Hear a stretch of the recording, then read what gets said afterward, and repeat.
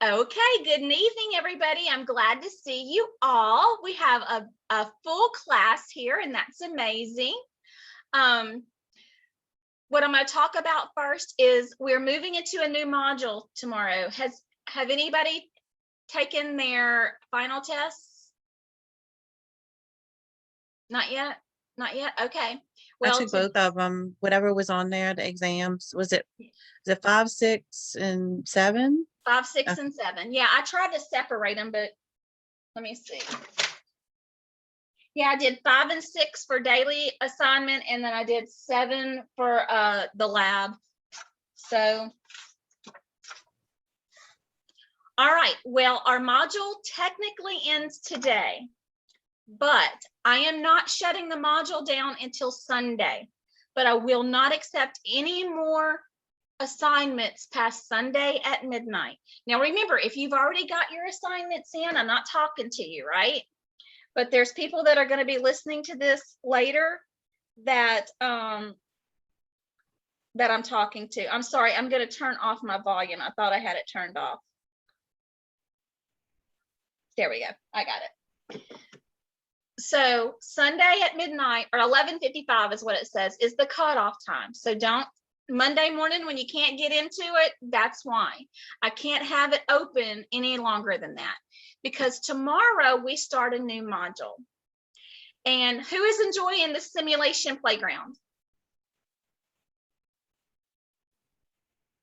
I like it, but I wish I had the book so I could like put it right here and do everything, because I got to keep switching back and forth.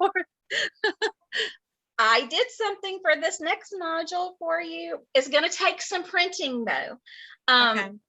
But you guys, I don't know if you've gone into Evolve and saw that you have a little brown sim chart book on your content. It's not in your Vital Source library, and you can't open it without a course ID. Well, guess what?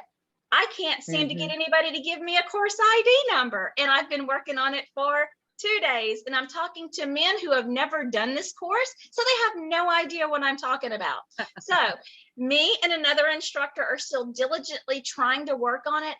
Doesn't really mean a whole lot for you guys because I've made sure you have your book. But it means on my side, I can't go in and look at your post quiz and register you in the grade part of everything. So it just means I can't get in and look at things that I want to look at yet when you start working.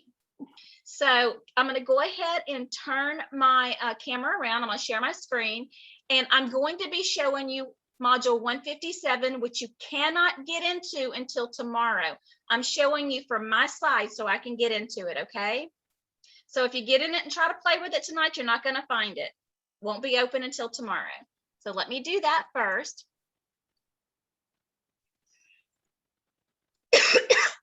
Excuse me. Move out of the way. Oh, come on.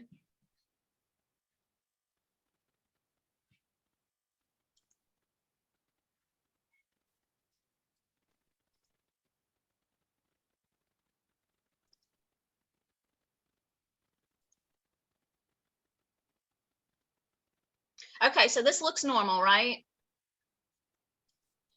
Go into coursework, and remember when you guys were getting into the sim chart for the medical office here, when you click that and you launched it. Now tomorrow you're not going to have any sim chart exercises. For those of you who are new, please make sure your pop-up blocker is off.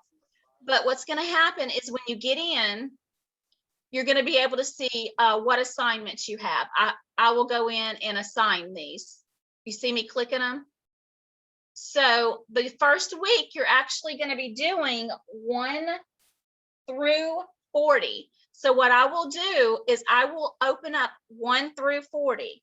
Do not skip around. Do them in order, please. So this is going to be your sim charting. You're not going to go into your playground. See, here's where your playground is, so you can still go there. But you don't want to do that unless you're doing something specifically that I've asked you to do. You're going to be wanting to do, let's look at number 1, schedule appointment for Taliban Nasser.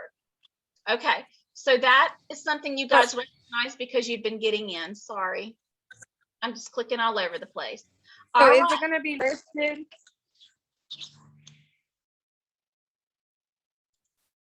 I'm sorry? Is it going to be listed like right when you log on to the sim chart? Like when you click it on? Yes, it's going to be listed there. It'll be lit up blue. It'll be a list. And, you know, you're seeing it on an instructor side, not on the student side. But yeah, when you open up your sim charting, they're going to be listed. But they're not only going to be listed there, I will list them on your assignment too. So you'll know exactly which ones you're going to do that day. Okay, so let me share this screen. So, okay, so that's your STEM chart. You guys have been clicking into that to do your EHR exercises, but right above that, it says STEM chart textbook.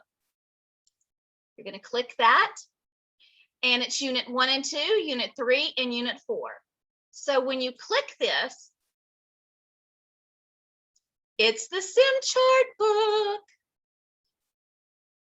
And it has lots of stuff. You just have to scroll down, but you can see that you have a print option on this. So you can print it, or you can download it and make it a smaller window. You can open Jenzabar on your phone and open this up and work from your phone to your computer. Tomorrow, your assignment is only going to be to read Unit 1, Navigating SIM Chart for the Medical Office. So get through that real quick. You're just going to be reading.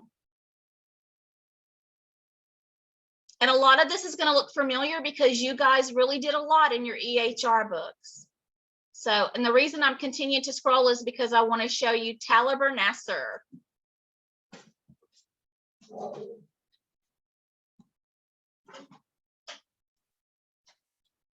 It's taking a while, sorry. Okay, here we go. Unit 2, Talibar Nasser, here he is. Now, it gives you objectives. It gives you an overview of Talibar, and you need to read this because sometimes you're going to get information from there. But then it's going to start telling you step 1, and then it shows you where to go. Step 2, step 3, step 4. You guys see that? It's going to tell you every individual step to take.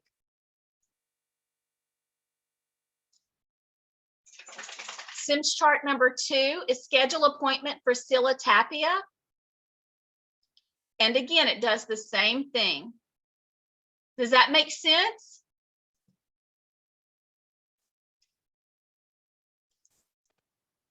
Does that make sense? Yes. Okay. Yes. So, yes. I went and cut the binding off that book at Office Depot on Monday. I was like, well, I was going to do it whether we could get into that book or not, because having to go back and forth like that's so difficult. So if this works out really well, I will go cut the bindings off of every single one of my books in every module, and I will scan them in and do it like that. If it works better for you, you guys just let me know. I'm trying to make it as easy as possible. I know flipping back and forth it drives me crazy. I usually take pictures of it and then go on my phone while I'm doing it. Kedra? Or you can I usually copy it and go to Google Docs and put it on a blank page and print it that way, because that's how I've been doing mine. Now you can print it straight from the book. And the book is actually front and back. But whenever I scanned it to where it would be just, one page after the other. That's why it's so many pages. This is the actual book. When you look at it, it's not quite that big. But anyway, so like I said, if this really works for us, then I will do this I'll make sure we do this from here on out. I have some extra books, and I'll just make sure we have what we, if that works well. Don't know why I didn't think about it before, but I thought about it this time. That counts for something, right? Okay. So any questions about tomorrow? We're going into module 157. So when you get ready to do your daily assignments, now, if you still have stuff to do in 156, you can work that too. But tomorrow you're going to have assignments in 157. And it's just going to be reading. And you have a laws and ethics lecture and an NCCT packet that follows that, just to answer the questions. I already done mine. I sent it in today. I thought it was due today. Well, But you do, a lot of times you do your stuff for the week. It's really fine. I was just Okay. talking about what there was for tomorrow. Are we gonna have a question of the day or nothing tomorrow? Yeah, there should have been a day 20 question of the day. Oh. Yeah, it should have been define the Stark Law. Was there Okay. not a question of the day today? I don't know. I might have missed it. And I could have missed it. Okay. I didn't think I saw it, but I mean, I could have missed it. So if it's there, you know. If not, I didn't see it either. Okay. It's internet. Let's go. Look. Okay. Move out of our way so we can go.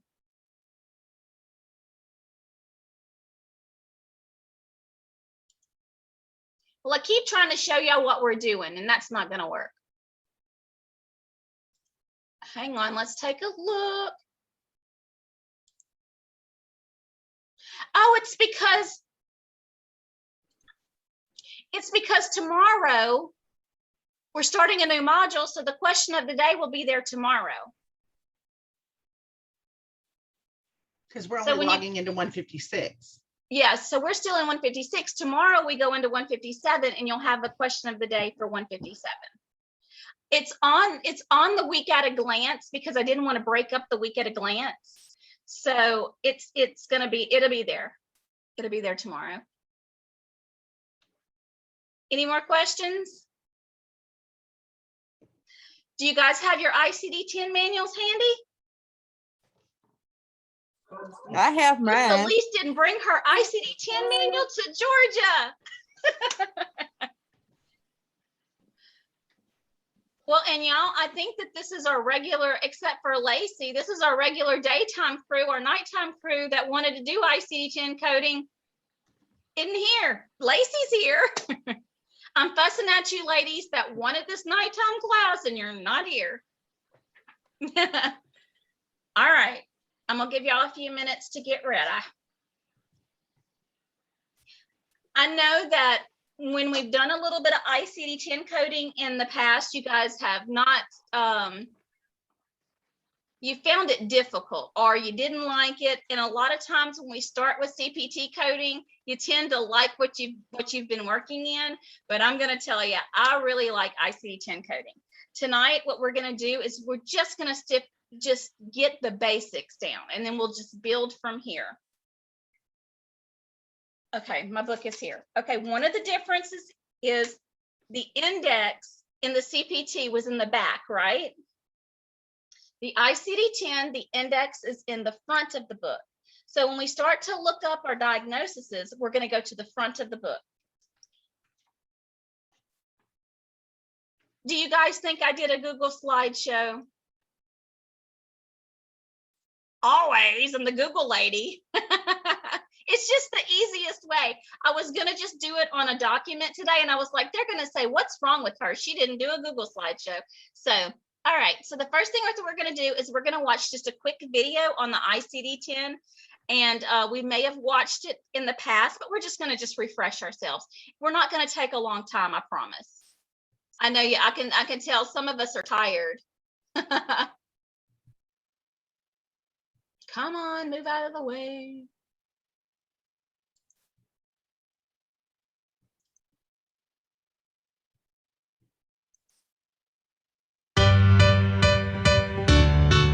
So, what is ICD-10? ICD-10 stands for International Classification of Diseases 10th edition. It's the new and improved updated version of ICD-9.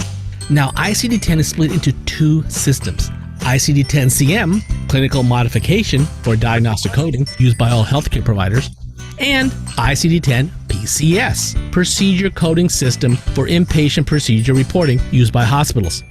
Why do we have to move to ICD-10? Two reasons. One, ICD-9 is over 40 years old. And two, ICD-9 has run out of room.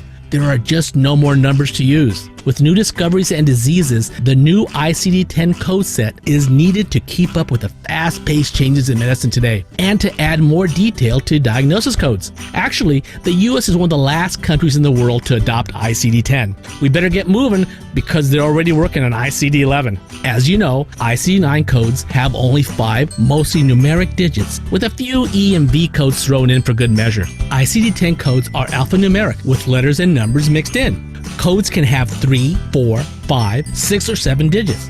For comparison, ICD-9 has 14,000 codes, ICD-10 69,000. So you may ask, how am I supposed to learn 69,000 codes? Don't get too scared. A chunk of those new codes have to do with laterality or location on the body.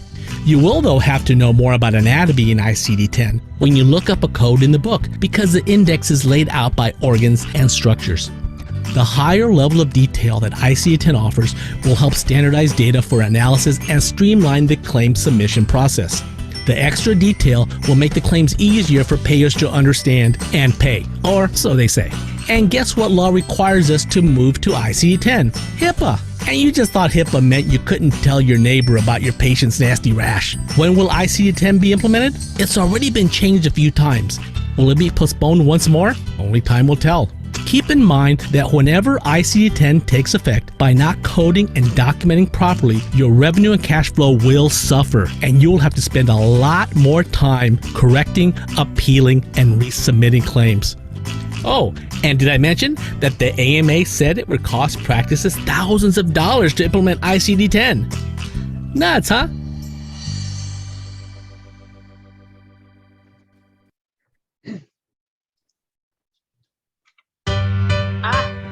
Y'all know this thing gives me. So, what is ICD-10? Every time. ICD-10 Hang on.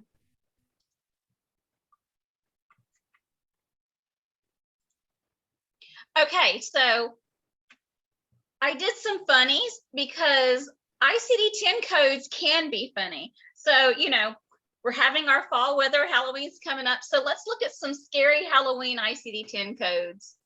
Let's see, T3 1.99, burns involving 90% or more of the body surface. And of course, that's the mummy. Q84.2, other consensual malformations of hair, and that's the werewolf. X32.xxxs, exposure to sunlight sequela, and that's our vampire. And L81.9, disorder of pigmentation unspecified. I just thought that was too cute not to share. I have a couple of more. Dislocate your hip trying to do the nay-nay. ICD-10 code has a code for that, S73.01A. Okay, now this one is really, really silly. Stabbed while crocheting, Y93D1. Don't bother me while I crochet. Okay, hurt at the opera, Y922.53. The next one is bitten by a turtle, W59.21XD. I'm sorry, I couldn't scale back. They're just funny. Spacecraft collision injuring the occupant, V95.43. Battered by a child, E96.794. Hang on just a minute. Aren't those funny? Those were just some of them. I can't wait until Christmas. There's a Christmas puzzle that has all these ICD-10 codes fixing to happen and you have to pick them out. Anyway, I just thought they were really fun. It's a really fun way to look at things. So those are hurt by the opera. There is an ICD-10 code for mental stress from my mother-in-law. Oh, Lord. I mean, sucked into a jet engine. I mean, there's all kinds of things. So I just think that this is gross and funny and everything in between. Okay, so I have some really easy things for us to code in our ICD-10 manual. It's not going to cause too big of a headache for us. They're going to be easy. I wanted to start out easy, okay? So here we go again. I had to see your faces after I showed those funnies. I thought they were hilarious. Y'all know I think crazy things are funny though. Okay, so the first one says type 2 diabetes. Hang on a minute, let me get, there we go. Type 2 diabetes mellitus without complication. So what do we need to look up in the front of our book? What would be the key term? What is it that we actually have here? Diabetes. Diabetes. So we're going to go to diabetes in our index. So we're going to go into the D's.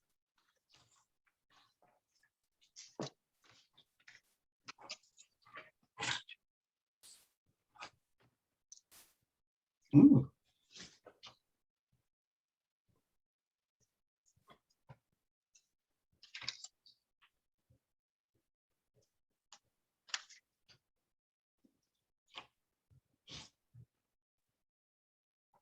So when we get to diabetes, we really have to start looking because there's so many choices, aren't there? Mhm. So what type do we have? Type 2.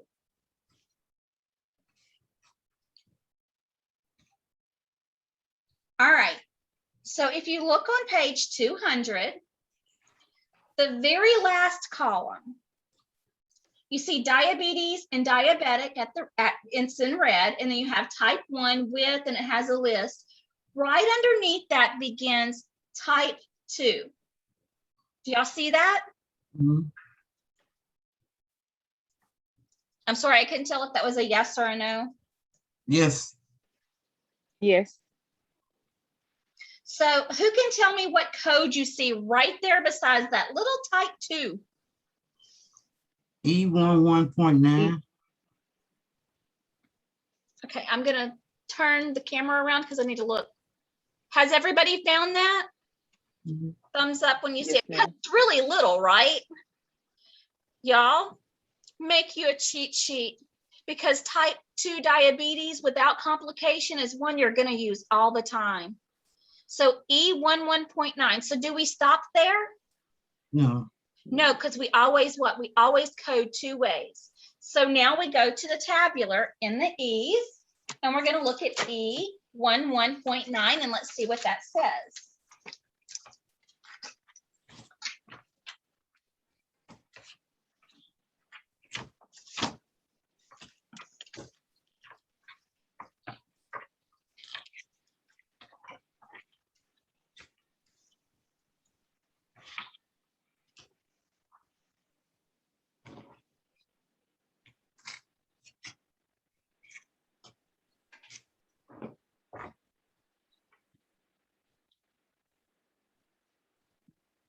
So I have it on page 755. And E11.9 says type 2 diabetes mellitus. And then highlighted in purple, it says without complications. So does that match our scenario, our little example? Yes. So Yes, yes, ma'am. our Yes. answer is going to be E11.9. So let's look at E11.8, just since we're right here. That's type 2 diabetes mellitus with unspecified complications. So just like CPT codes, sometimes it's that one word. It's that without word. Mhm. With or without, we have to pay attention to those things. Okay, so we're going to go back and we're going to go to the second one. Acute pain. So what do you think we need to look up here? Pain. Pain. See, I told you I wasn't going to exercise your brain too much.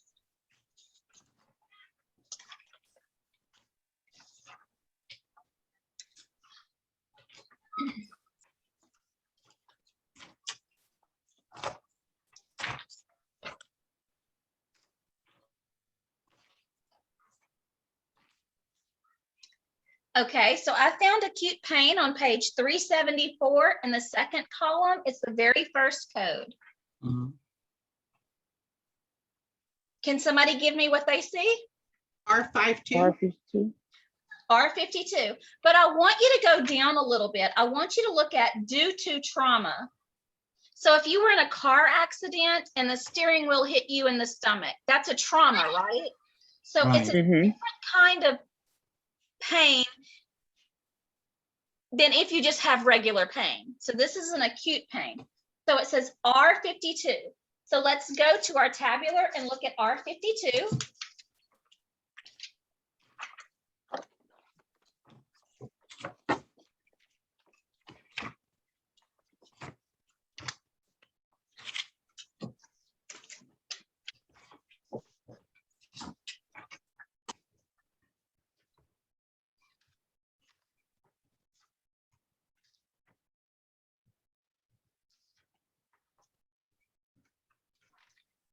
So that's on page, excuse me, 1232. And it says pain unspecified. Now, why is this pain unspecified? It's because it didn't tell us where the pain was, right? Right. So it's not a specified pain. In order to, I think you would have to have a little bit more information. R52 doesn't pay great because it's not specific enough. So if you wanted to get a higher pay for pain, he would have to be more specific. The physician would need to be more specific with the pain, right? Right. Okay. All right, so let's move to the next one, number 3, reaction to severe stress. So I had to think about this one for a little while because I couldn't remember. What do you think we're going to look up in our ICD-10 code book? Reaction? That's right, it's reaction.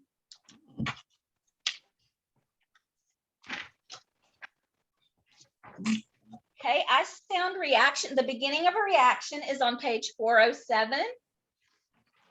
And so we have reaction to stress. So we're just going to follow along until we get to the S's.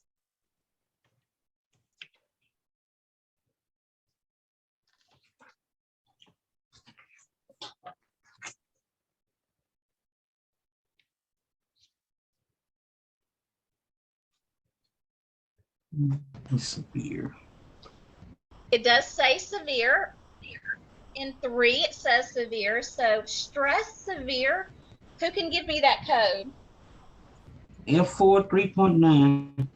Okay, so if you're in agreement with F4 3.9, let's move on to the tabular.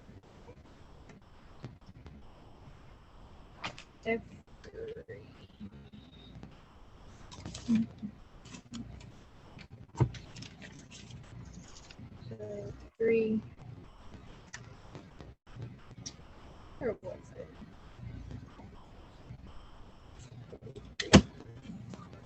So I found mine on 793.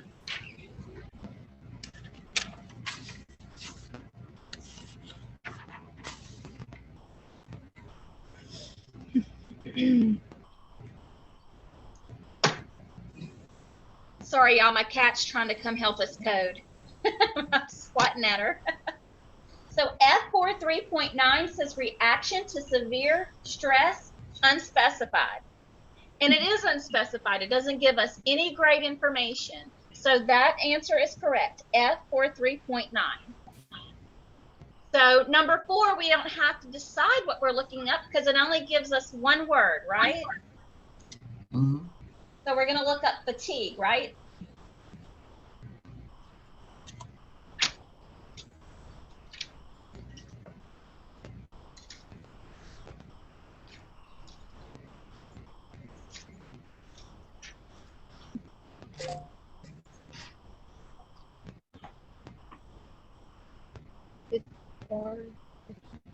It's just fatigue. Okay. So I found mine on page 250. Does somebody want to tell us what their code they have? 53.83. R53.83. Okay, if you're in agreement, let's go back and look.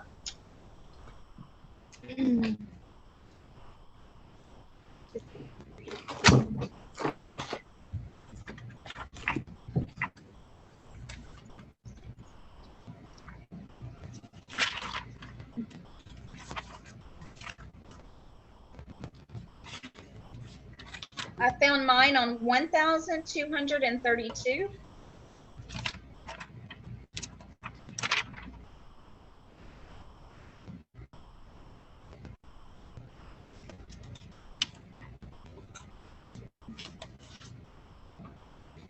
And R53.83 says other fatigue. Do y'all see what R53.82 says? It says chronic fatigue. So because it didn't give us a specification, we have to just go with other fatigue, right? Right. Right.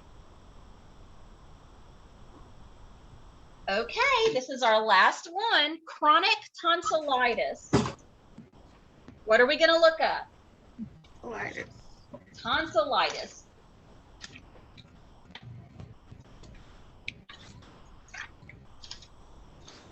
Page 453.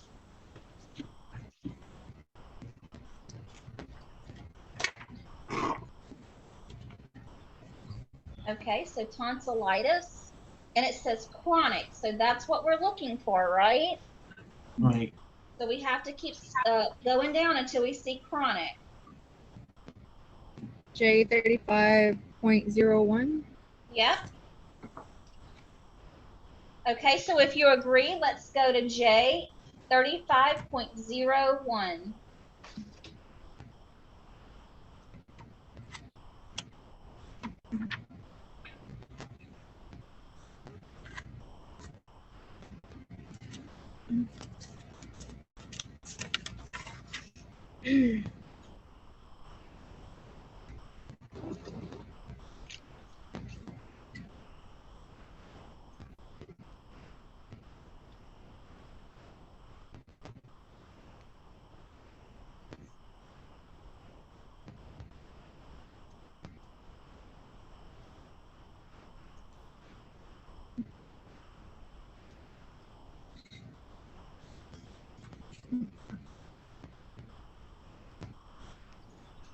Okay, so when I found mine on page 946, and we look at J35.0, do you see the red dot? We call that our stop sign, right? Yep. Yep. That red dot says that we cannot just code that J35.0, that we have to look underneath for more specification. So J35.01 says chronic tonsillitis. So that answer is right. But let's look a little bit further down. J35.02 is chronic adenoiditis. Adenoiditis. Then we go a little further. J35.03 is chronic tonsillitis and adenoiditis. We need just tonsillitis. Right, we just need tonsillitis. That's right. But I wanted to make a point that J3503, the only way that you can use that one is if you have tonsillitis and adenoiditis. Adenoiditis. Goodness. So J3501 is our correct answer.